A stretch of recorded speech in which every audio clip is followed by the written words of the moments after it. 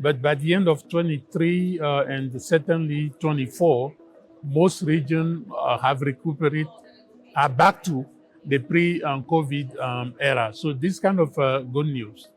However, the current situation globally, another good news is the fact that the global unemployment rate is the lowest we have seen in the last 15 years at 5% on that.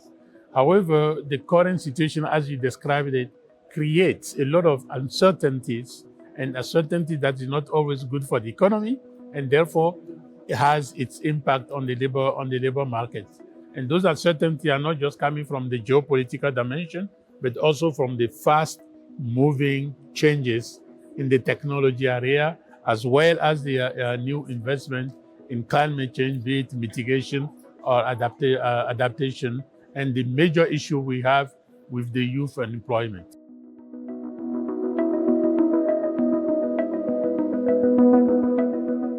Well, it's one thing what people want, is also another thing what is available, what the labor market is looking for.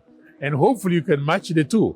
But there are obviously what naturally coming in mind is the care economy, is the technology sector, the data, the data analytic. Those are kind of new sectors where we have a lot of new demand. But there's also, we can go to different level, like the delivery economy is quite a very booming economy.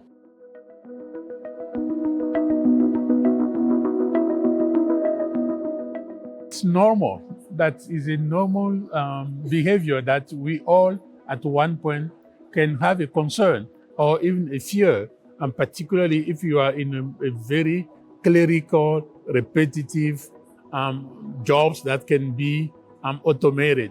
And what is important to know, it is true that millions of jobs will be lost or are being lost already because of automation, etc. It is also true that millions of new jobs have been created. And right now, we estimate between now and 2030, in the next 5-6 years, you'll have a net new job of close to 80 million on that. So this is kind of the positive side. The not so positive side is the fact that none of us, you and I, none of us wants to be in the category of the jobs that will be lost. So, and we don't necessarily know what the AI will be a year from now, 2 years from now. So what is important for us is to start being trained, regularly trained.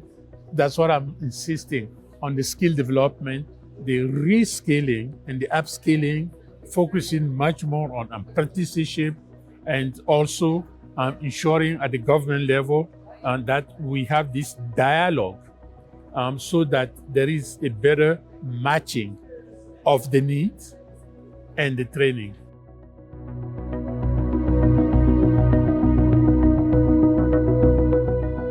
The challenge that we have is also managing the whole conflict crisis dimension.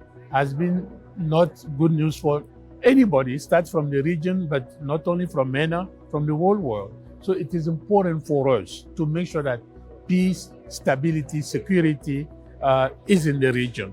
And that would certainly have a positive impact on the labor market, which is one. Secondly, that stability also will generate a better condition for economic growth, and which in itself could help creating new jobs.